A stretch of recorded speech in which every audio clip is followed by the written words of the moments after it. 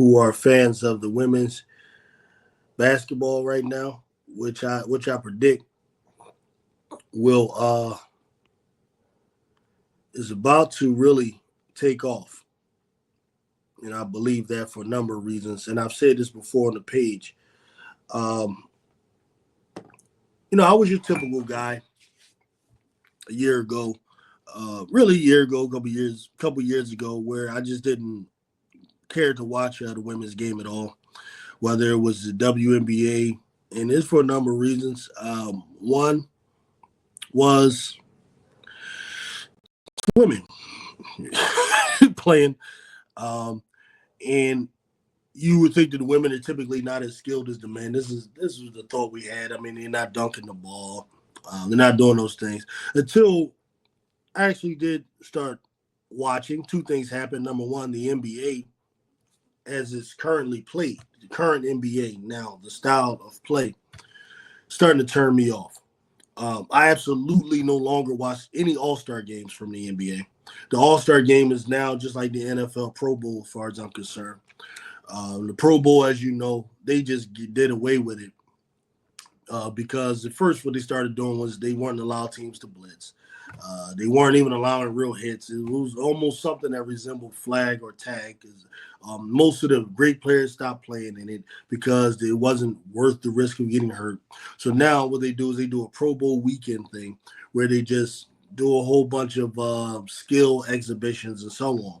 And I predict the NBA All-Star game is going to go along a similar path. It's just going to be a three-point contest, slam dunk contest, skills competition, and some other stuff they're going to come up with because the actual game itself is garbage. It's just like watching the Harlem Globetrotters. They go out there. Guys just throw each other fancy passes. There's no defense.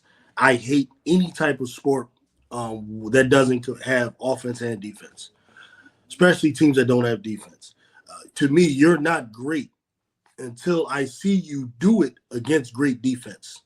Okay, I long for days in the past where Michael Jordan had to play against guys who were hip checking him, guys who were able to put a hand on him here and try to control his movement, guys who were able to just swat it, do all of those types of things and still find a way to average 28 as a rookie. And this is for those people who say Michael Jordan was the one who received, he's the first guy to receive all of the foul calls and all of that. I mean, it's partly bullshit. It's partly true in that they were trying to protect him from guys who really were trying to hurt him.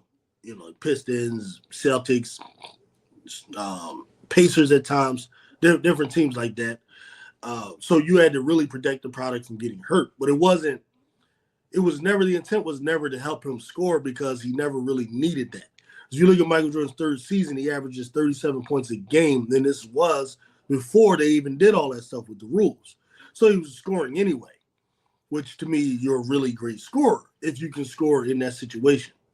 Okay, so I long for those days where you had that type of basketball.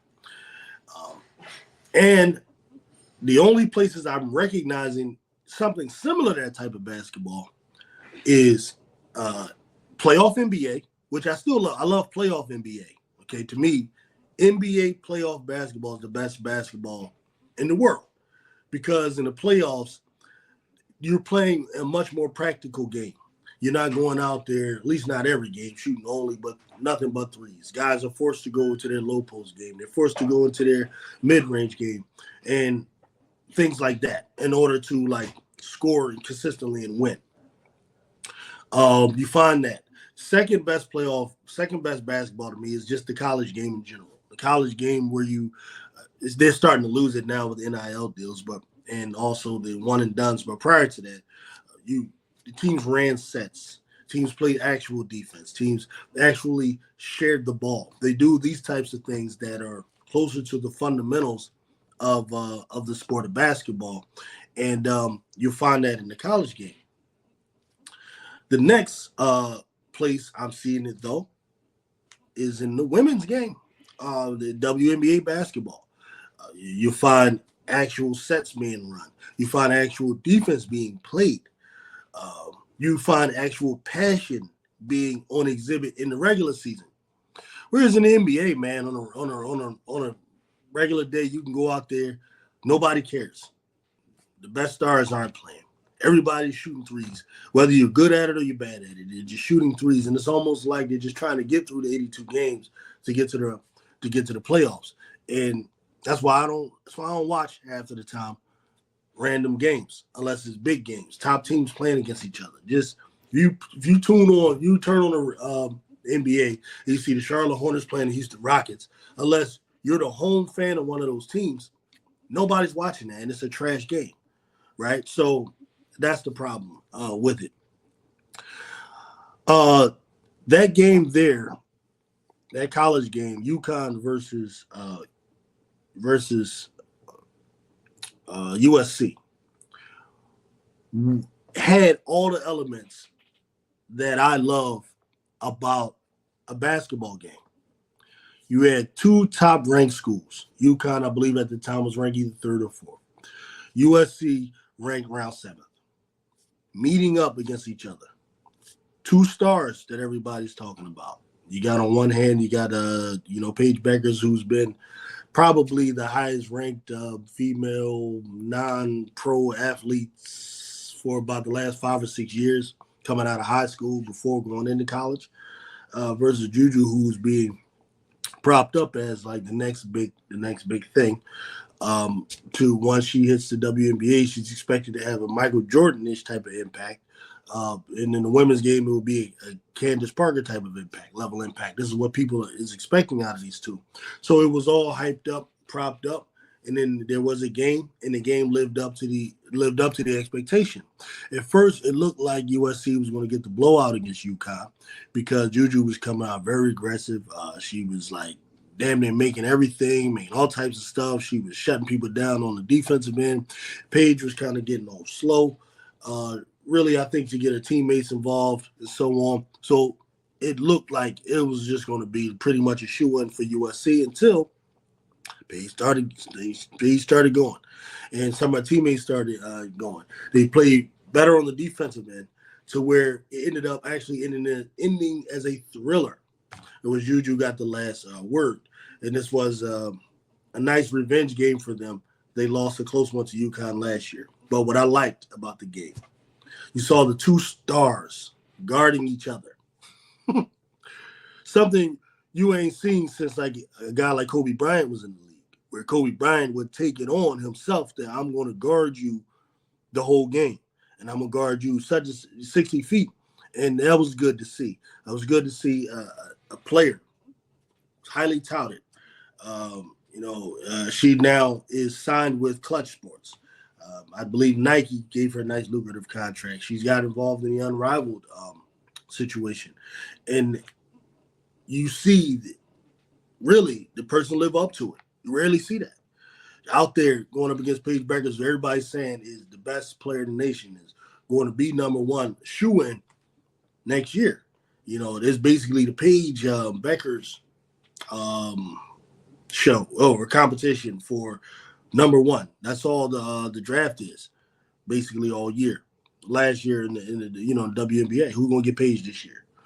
And you see her come straight at her, like Juju blocked a couple of shots from hers, and Paige on the other hand guarded Juju.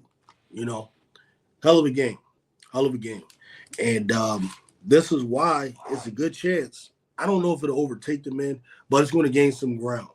As the NBA loses some people who want to see real basketball, they'll start watching some of that. Some of that is going to happen. I'm one of them. Like I said, NBA playoff basketball, I'm there. Regular season, I got better things to do. I'd rather go read a book, go learn something about these damn aliens or whatever they think are coming, which are nothing but, spiritual beings called the jinn, which we'll talk about one day. But I'd rather hear about that stuff than to watch the damn NBA basketball right now, the men's game. So you got that going on. Now the next thing is the Unrivaled League. Listen, I'm going to drop the now, Jared. If you there, I actually want you to come on and speak about Unrivaled, if you don't mind.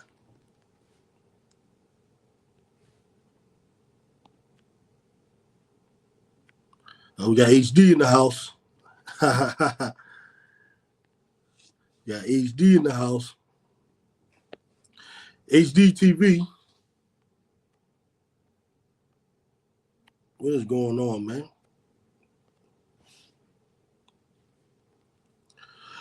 All right, Joe. This is the man right here. Hey, welcome to HD2TV. This is the man to go to for the women's game, right? Unlike myself, he was early. He was early to the party. You know, he knew about Paige and all of them 4 or 5 years ago. Um, you know, and he can tell you more. You go to his page, he can talk about the Unrivaled. He can talk about some of the backstage stuff. He knows more than someone like myself would know. Um, for all of that. But what I wanted to talk about, for those who don't know, the Unrivaled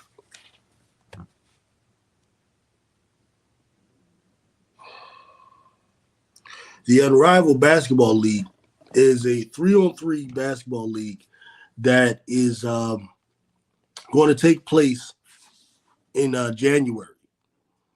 And it's was started by two great women's basketball players, current players right now, in Nafisa Collier and Brianna Stewart, who are two players who faced each other in the finals, which is so poetic when you think about it. These were the two stars that faced each other in the finals. And I got my man, what's going on, big bro? What's up, boy? Been waiting for this day, man. Like I'm just now getting into, as you hear, the Unrivaled. Now, I'm gonna let you break down what's happening as far as the Unrivaled. I like the way you do it, if you don't mind, as well as the trades that have been recently finalized. And if you don't mind as well, who do you think out of the teams that are currently put together, who do you think will be in the finals and win the whole thing? What's up, Foolan, man? Glad to be on your platform. I want to tell everybody, Foolan, man, he knows his stuff. I love his videos when he was breaking down the NFL, breaking down his Eagles. I've been a fan of how he just brings up history from us as black men and our community. And we need more brothers like him on our platforms because he goes along with his heart. He don't go along with, oh, I'm trying to get clicks, I'm trying to get views. He gonna tell you how it is. Now, I just wanted to say that first and foremost. Thank you for letting me on your platform. Appreciate you. Unrivaled is basically a 3-on-3 league. It was created by Brianna Stewart, and actually, the story is Nafisa Collier's husband. She's the one who introduced the idea of women having their own sport, having their own game after the WNBA season. So a lot of women don't have to go overseas, because what people don't understand, women have been playing basketball like since like the 50s, the 60s, the 70s. They've been balling. They just never really had a professional league to jump to once their career's over with. Like Dawn Staley, everybody remember her from Virginia, formerly Philadelphia. Everybody remembers Cheryl Miller. Cheryl Miller got a serious knee injury before she could ever even come to the league. Cynthia Cooper, which people don't understand, she went overseas, and she's the one who brought the Euro step back. It wasn't a man ball, it was her. She brought the Euro step, and a lot of people don't know that.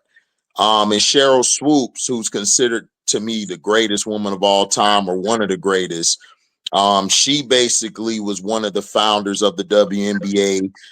So Unrivaled, the reason I bring this history up is because we have to get the context of why this league is so important.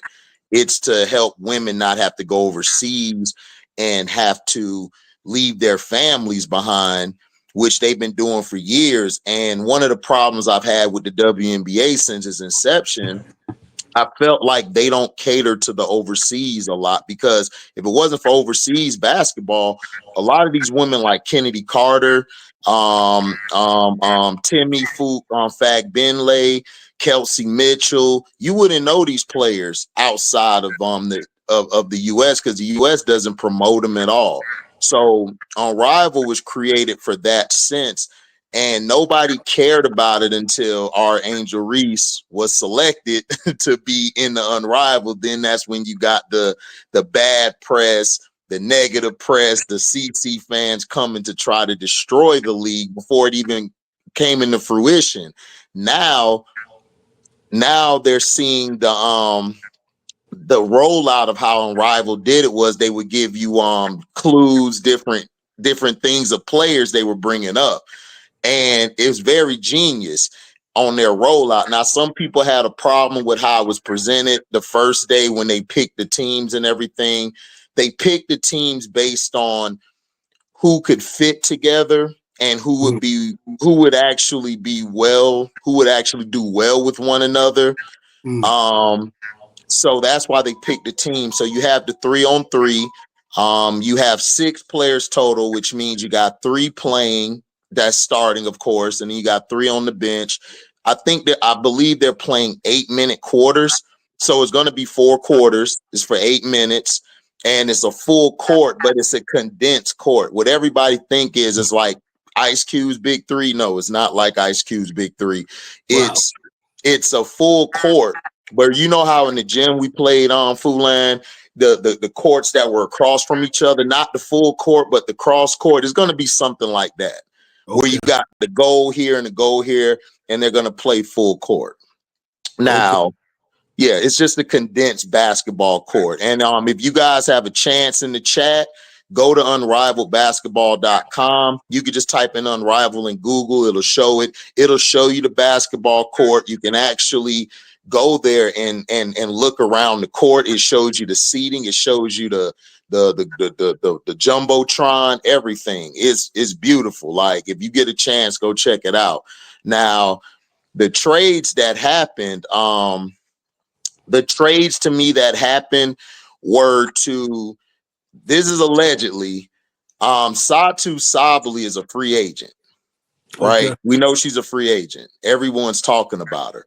So the word on the street was why Caitlin couldn't play was, oh, they're not allowing Nike players in. That's a lie. There's plenty of Nike players that's playing in Unrivaled. That was the dumbest thing I ever heard.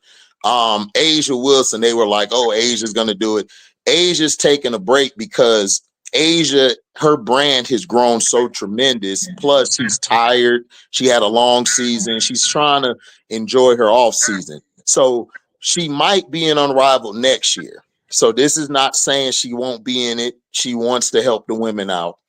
Now, Cam Brink, she's not playing this year. She's playing next year, but that's her spot. She's on that team, and she has she signed on to it because Steph Curry, if everybody remember, their god brother and god sister, their parents, both parents grew up together, her parents and his parents. So they're very close, and she's advising Cam Brink on her career. So he told Cam Brink, I think you ought to do this, even though you might not play now, because remember, she's still rehabbing. This would be a great look for you. Now, on the Phantom team, they had Tip Hayes and Jackie Young. They traded them to the well, first, hold on, let me get it up because I want to make sure I get this right, because I don't want to mess it up, because it was kind of slick how they did it. And I told everybody it was very slick how they did it, because what they did was, if you look at the laces, you basically have all the aces on there. Yeah. You got Kate Martin, now you got Tip, you got Jackie. The only 2 people on there that's not a part of the aces is Big Mama Dolson. And people, she was called Big Mama before Rachel Banham. Everybody was going crazy. Oh man, Rachel Banham. And I'm like, y'all talking about Steph Dolson? No, like, Bantam was called that by Angel. Nobody Right. was calling her Big Mama in the league. And Right. then you got Alyssa Thomas. So those are the only two that's not on the aces, on the laces. Now on the Phantom, you have BG, of course, which nobody likes. And then you got Yeah. Natasha Cloud was put over there because her and BG are they played together. So they're going to basically have a better rapport. Now Sabrina, now they traded the wild card to the Phantom. And I remember hearing from not only one of my supporters on my page, but I heard from a friend allegedly that Satu might be going to the New York Liberty. This is why she was there during the parade when they won, because her little sister's on the team. Right. And her and her little sister are like very close. They're like very close. Like they like they like two peas in a pot close. So word has it is that she might be going there. And then I forgot, because I've been watching women's college ball for a long time. I forgot her and Sabrina were teammates on Oregon. And Sabrina was teasing a lot of times, if me, you, and our team played anybody, nobody could beat us if we're on the same team. And Satu liked it that. So everybody was thinking, oh, Satu might be going to Indiana and play with Caitlin, because the fans were asking her to come there, and she liked some tweets and stuff. But that was just misdirection. I heard that her and Satu are like they're close. And I'm hearing that they might be getting her up there because Dallas doesn't look like they're going to compete this year, because they're going for Paige, and you're gonna have Paige and Enrique. But I also heard is that Paige wouldn't mind playing in Chicago with Angel. So That would be remember, nasty. right, and remember, people forget. Her and Angel played on the AAU team together. They played on the same team together before, and they were the top two players coming out of their draft, their class. Then it was Cameron Brink. Then it was Caitlin Clark. Camilla was in that class too. She was number 7. So Rakia was the class before them. So everybody be asking about Rakia, but I'm like, Rakia was a class before them. People forget Rakia went to Mississippi State. She didn't go to Tennessee right away. She went to Tennessee her last 2 eligibility years. So that's what it is. But the trade, they traded Courtney. Courtney went to the she went to the team that Natasha came from, and then she ended up being on the Owls, the Lunar Owls, which is Feasta's team, which everybody know. Courtney and Talking Fee, about what Courtney you talking about? Williams? Courtney Williams. Courtney Okay. Williams, who played on the Lynx this The year. Lynx, right. She got traded to the Owls, which of course we know why, because her and Fee, they played on the same team. And then they sent Cloud, of course, to the Phantom, and not to the Phantom, and then they had the Wild. Then they had Tip and Jackie Young together go to the Laces. So the wild card pick was traded, I believe, from the Feasta's team. It was traded from the Feasta's team, which was the Owls, and that went to the Laces, and then the Laces traded they traded Cloud, I believe, and then they got Jackie and Tip on that team. So now you got the Aces / Laces. Phantom, you got Sabrina with Satu, Brittany, Natasha Cloud, and Katie Lou Samuelson. So that's your team for the Phantom. So that was put together because they were keeping everything quiet, because people didn't think people thought Sabrina was gonna be in it, but nobody knew it, because they were like, okay, remember she got hurt. She said she had that hurt wrist because of the finals, that 1 for 19 performance. So nobody thought she was gonna come in. But Caitlin was supposed to be in Unrivaled. The problem is, this is all allegedly, people. Don't YouTube. This is my guy Paige. This is allegedly. They didn't like the way Caitlin's representatives was treating them. They didn't like the way how she was talking to them. Bree and Nafisa were real pissed off, and they were mad that their side, Caitlin's side leaked that thing talking about they were going to get offered more money than the other girls. They didn't like that. That Fee, makes because sense. you could go look at the interviews. Fee is looking real upset, like she really was kind of mad, but she kept a straight face. I done been Trying to around make it people, seem like they begging right, and all this kind of stuff. Yeah, that right, makes sense. Yeah, trying to cause division within the whole organization, right. but it really was TNT and them who was pushing to get Caitlyn on there. TNT and all of them, they Of were course. trying to push for him to get on there. But Fee and Brianna and them was showing them that, look, man, we don't really need her. We got Angel and we got Sabrina coming later. So we're just going to keep it under wraps until we unveil it. And we got all these people, we're good. And people forget Satu is from Germany. This is what pisses me off about the WNBA. They really, to me, should be more international than the NBA because all Yeah, these sure. girls are international. Yeah. So why don't you push for international players and push it out there for them? But Right. see, they look at it as, okay, this is just a little investment we're doing. So whatever, we're just doing it because it's a tax write-off. And they really hurt the WNBA. And then what also messed the WNBA up was they introduced the weight, the studs and all of them in it way too soon. They should have left that out of it because remember, this is all family. And I believe you have a child, so and I got nieces, so I'm not gonna bring him to a game and you got two women kissing. It's the same as men. So I don't want nobody to think I'm being sexist. No, Two that's men real. was kissing. That's business. You know. Right. That's business.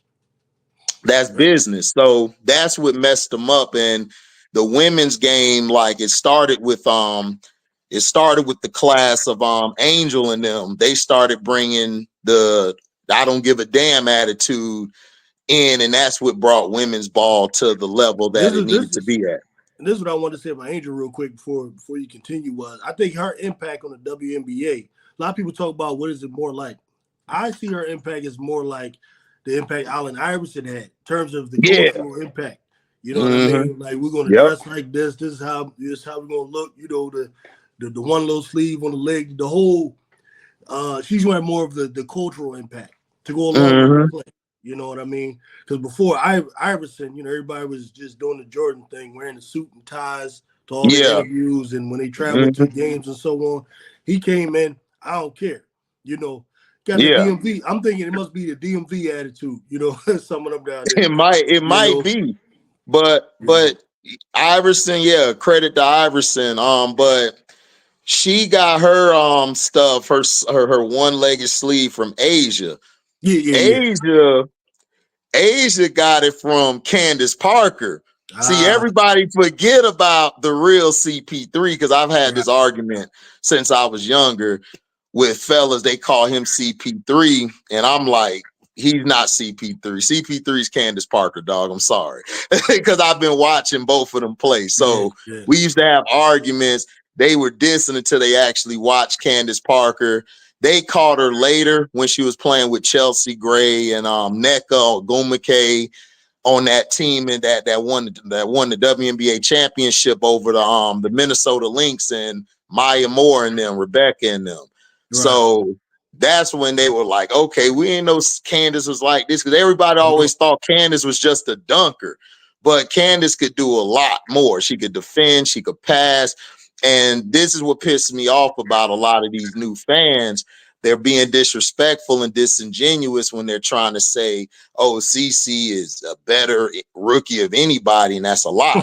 Like if you ain't been watching, like I'm gonna be real, like her rookie year wasn't better than Elena Beard, in my opinion. Elena Beard had a better rookie year than she had. Not from an offensive standpoint, but from an overall game defensively. Cappy Pondexter had a better rookie year. Everybody forget about Cap, what she did. She out of Chicago. People forget about Simone Augustus. You know, so it's Sue Bird, Breanna Stewart, Nafisa, like all of them had some good rookie years, but because of the numbers, they're trying to say, okay, well, it's not about just offense. It's about what you do as a whole player on the floor. And people, and this is what I argue with people about Iverson, because Iverson's like my fifth greatest player of all time. That's my favorite. Is he played defense and he could play and he could play off the ball as well as the ball in his hand. So people forget about that stuff. That's why I appreciate your channel, because you spoke about a guy who I love growing up, Eric Allen. Eric Allen, man, like it about to bring me tears, because he was one of my favorite corners and nobody talks about him. And it's crazy that you put all these people like Reeves and everybody over him, and it's like, bro, Eric Allen was shutting people down too. You can ask Dion about Eric. You know, yeah, ask, Rod Woodson.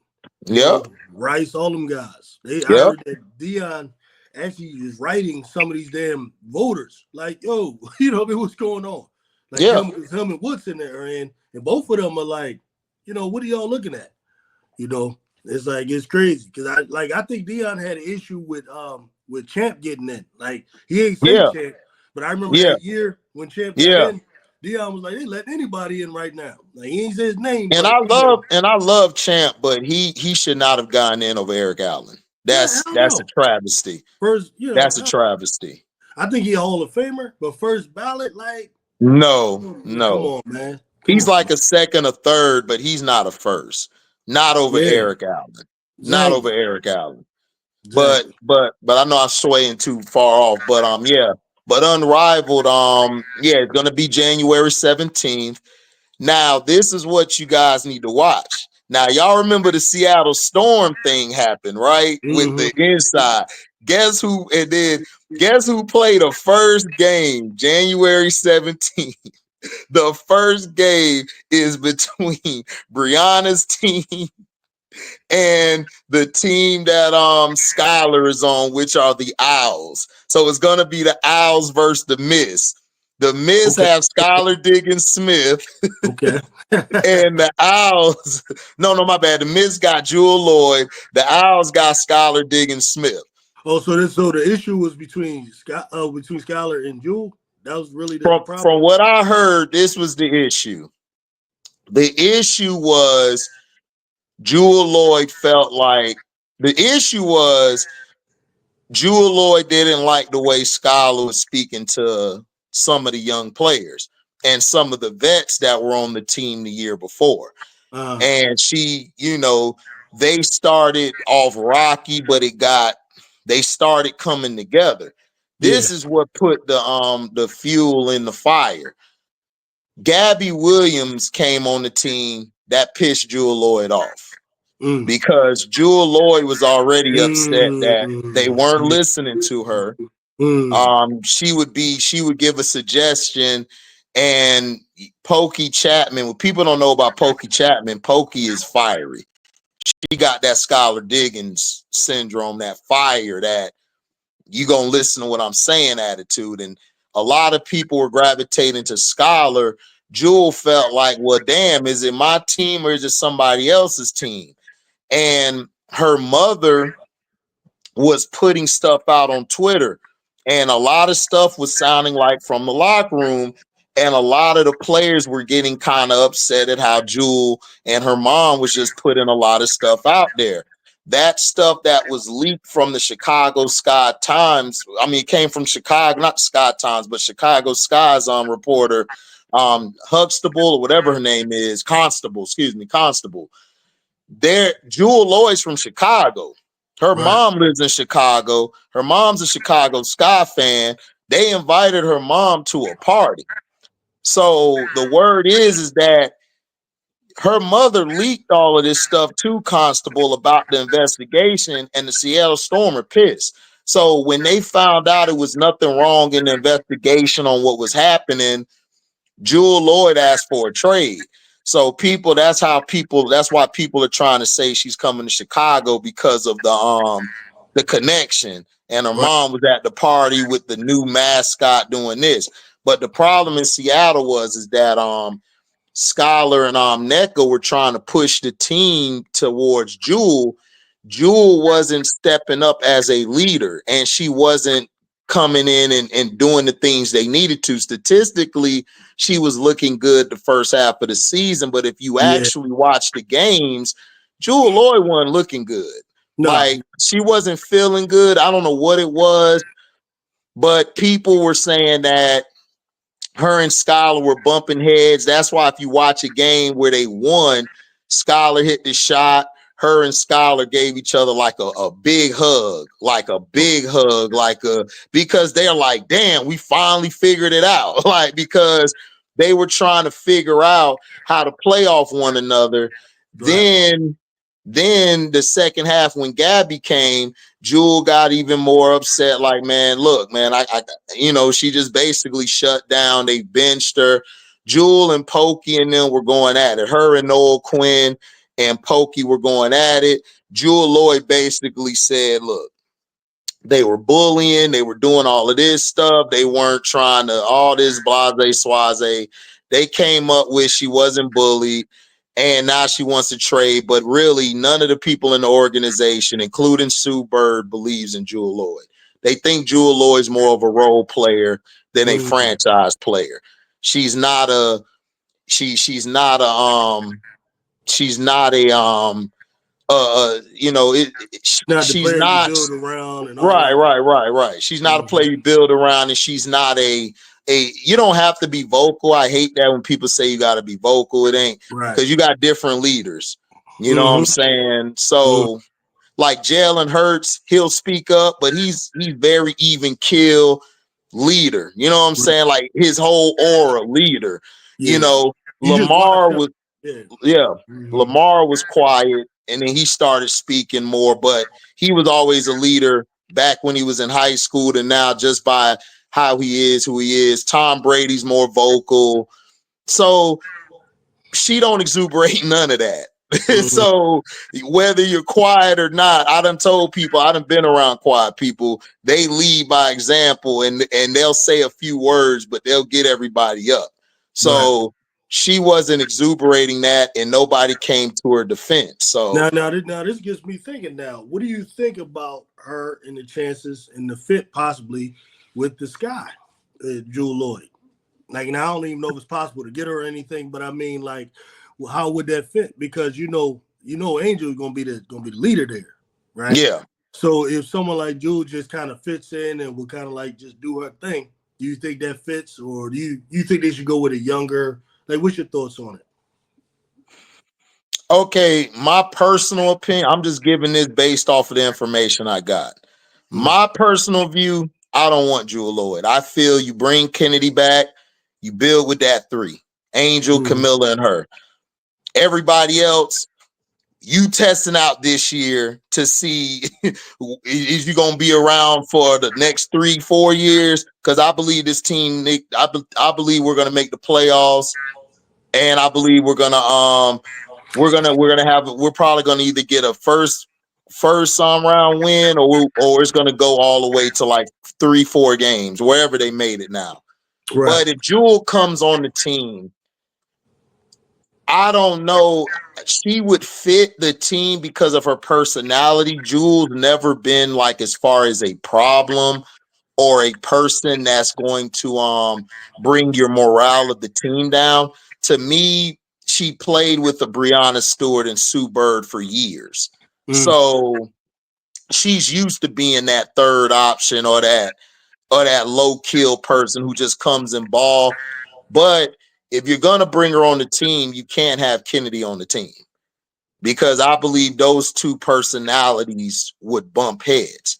Now, if you bring a point guard in, let's say, because the only way you'll get Jewell Lloyd is if you trade somebody. You're not going to be able to you're not going to be able to keep the third pick if you're trying to get Jewell Lloyd. So I believe, like, I'm buying that she might come, but to me, I wouldn't want her to come. I would go and draft, if I can't get Miles, I'm drafting Citron, and at 10, I'm drafting Sellers from Maryland. Because Sellers can play point guard, and she could play the 2, and you could push her at the 3 in some situations, because she's 6'2". Mm. and she could handle the ball, and she could get her own shot and get somebody else their shot, and she could defend. So, but if Jewell does come, you'll have to trade the third pick and possibly either Kennedy or Onowerie. You're gonna have to trade one of them to try Yeah. to add value to that third pick because of who it Right. is. Right. Yeah. Because I don't see it happening either, really. But Yeah, my concern was with Kennedy. Listen, I don't know a whole lot about it, but she missed a lot of games last year. Now, yeah, I know people saying she was sick. I do believe it, I guess, but it's yeah. like it just seems like. Do you think anything else was going on with her as far as maybe with her and Spoon or something like that, or was there any disciplinary stuff happening, or was it she was just sick and that was just it? Okay, I'm gonna break the story down because you'll probably get a better context if I give you the whole story. From what I've heard, and all this is allegedly, people, because it didn't come out yet. Kai Copper was supposed to be coached by Spoon. They were supposed to get Skylar Diggins Smith and Nneka Ogwumike in free agency. So Spoon was brought on to try to keep Kai Copper on the team Mm, because Kai loves Spoon. mm-hmm. Spoon is very revered in the league. She should be. She's one of the greatest to ever play the game. Facts. She's probably one of the best. Like to me, I got Don Staley. Well, Cynthia Cooper's the first point guard. Then you got Don. I got Don, and then I got Weatherspoon. Those are my three favorite point guards: Coop, You consider Cooper Don, point? and Weatherspoon. You consider Cooper point? Coop was a point. She was the first point guard because remember they had the other girl Yeah, playing, the but girl she was from more of a bench. she's from wasn't she like from South America? The girl Right. I She can't was remember her more of name. a yeah. She was pushed more to the bench, and Coop and Cheryl started. Right. They were the two backcourts. That's what really gave the Liberty problems because Mm-hmm. Witherspoon had to switch off on her and Cheryl, and that was you. And then you got Tina Thompson stretching the floor. Beast. She was a You beast. just so, Beast. so you had Yeah. trouble. So I Yeah. consider I consider her a combo guard. She's like that pointer too. Yeah, I can see that. Yeah. I can see that. And then Don was a traditional point. Teaspoon was a defensive point guard. But all three Mm-hmm. could run your team. So before the season, that's why they brought Spoon in because Spoon was going to keep Cop on the team. Mm-hmm. Um, when they couldn't get Nneka or Scholar, they basically Kai Copper asked for a trade. Mm. Dana and Marina asked for a trade as well. So Marina didn't just ask for the trade. This is why I don't like these Mick Fats, and Bishop bitch Pope. They don't know what they're talking about. It's like, bro, she didn't ask for a trade right then and there. Marina asked for a trade before the season. Her and Dana did. But they couldn't get a trade right away. So Mm. Jeff promised Dana, okay, you're going to start. You're going to start at the point. Marina, you're going to start. We're going to put the team in your hands. You two are going to be our lead people. And that's when they drafted Camilla. They weren't going to get Angel. What Jeff wanted at first was he wanted to try. I think he wanted to get think it was either Rakia or Aaliyah Edwards, but they So this is couldn't what get I said them. before we get it. This is where I always feel about it. Like, listen, I love Camilla, right? But Yeah, if I can have it my way, and if it was me drafting, I would have ended up with, if possible, Rakia and Angel. Like that would have just been like my dream, situation. yeah, But but but I you're like right. Camilla. I like Camilla. No, you're right. Mm-hmm. But Camilla was more of a Jeff pick. Angel was a Teaspoon pick. Gotcha. Teaspoon is from Kim Mulkey's line. Remember, Kim Mm-hmm. Mulkey used to coach So Teaspoon. they done talked and all that. Saying, Right, you better take this right, girl if you know what I know. That type of thing. right. Yeah. Angel was going 3 or 7. Angel really was supposed to get picked third by the Mm-hmm. Sky. Mm-hmm. The reason she didn't get picked was, this is all allegedly, people. Jeff P, it's not that Jeff P didn't like her. He just didn't see. And this ain't just him. Everybody didn't see it. Yeah. Everybody No. didn't see it. Yeah, a lot of But people don't see the me, game like we see it. There a lot of people don't. right. But Yeah. me, I said, because before I even met you, I was doing live streams, all day football and all type of stuff.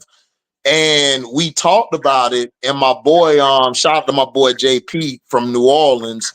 He basically he talked about it. When I was I was getting clips of Angel. So I knew about Angel, Page, and all of them since high school. I would get these clips. I'm like, man, who? So I seen Caitlin Clark before all these guys. So I knew what she was. She's a combo guard, but she don't play off the ball. She's better with the ball in her hands. And she's not really the greatest passer, but because of her shooting ability, that's an extra thing that's added, because you got to honor her shot from half court to the basket, because she'll nail them if you leave her open. So she was doing all of that. So I've seen all these players. So this is why I laugh when people try to tell me Caitlin this and that. Like, we know Caitlin. We've been knew her. My boy JP's a fan of all of them. He like Paige, Caitlin, Camilla, all of them. So he knew about all these players. So the thing is that Angel, they didn't like Angel as far as because she didn't shoot the ball a lot and she always played down low. They looked at her height as, oh, she's not going to do this. And I told everybody, I said, bro, if the Fever didn't have the first pick, I said it before the draft, Angel's going to be your most impactful player. She has the highest ceiling. I like to use ceiling because you still got something that can work for me. I don't like to use potential because you potentially could lose your job or you could potentially be out the goddamn league. I do not like that word potential, because if we're going with potential, then everybody out here got potential. You, me, everybody. But if we got a higher ceiling, means that we're great at what we do right now, but we can go even further. That's how I look at players. I don't look at players like, oh man, he potentially could be a Michael Jordan. No. So that's why I had a problem with, and I watched her against all of these girls. Angel dominated against everybody. Camilla, Caitlin, all of them in high school and now. She always did that. And I knew she was going to do this her first season. I told everybody's like, she's coming off the bench. I know Isabel Harrison. Izzy ass couldn't play defense back at Tennessee. Man, Pat, man, what? What's the name? The old coach for Tennessee that passed away. Yeah, Summit. Summit used to cuss her ass out all the time because she ain't play no defense.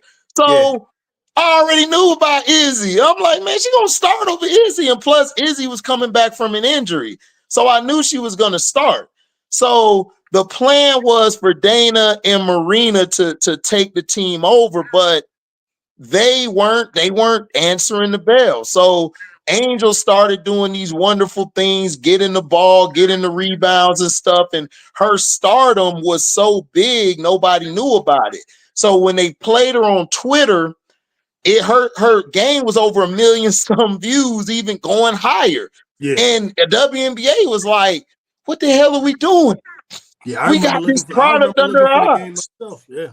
I remember looking for the game myself. I'm like, what the hell? They showing this damn Caitlin game. Like, I was like, wow. I remember that. Exactly. So she was supposed to go to this, but see, the whole thing was for Dana and them to do their thing.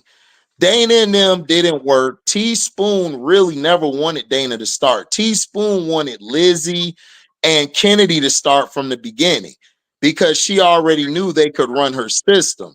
Now, people are saying that it came a time where it was jealousy with the rookies, with Angel and everything. That wasn't the case. The problem was Teaspoon was too nice.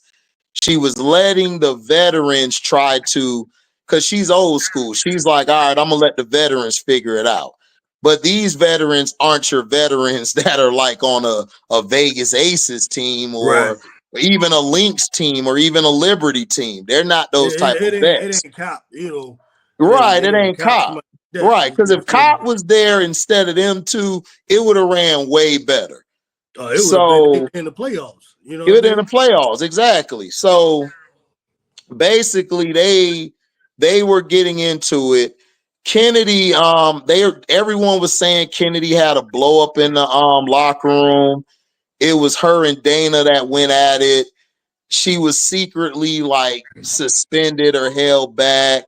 But from what I believe, and this is just me personally, Kennedy was sick. She got some type of C19 and she was sick. She was out of it. She tried to go. She didn't look good. So Teaspoon said, all right, we're going to hold you back then. And that's why they went into the second half of the season.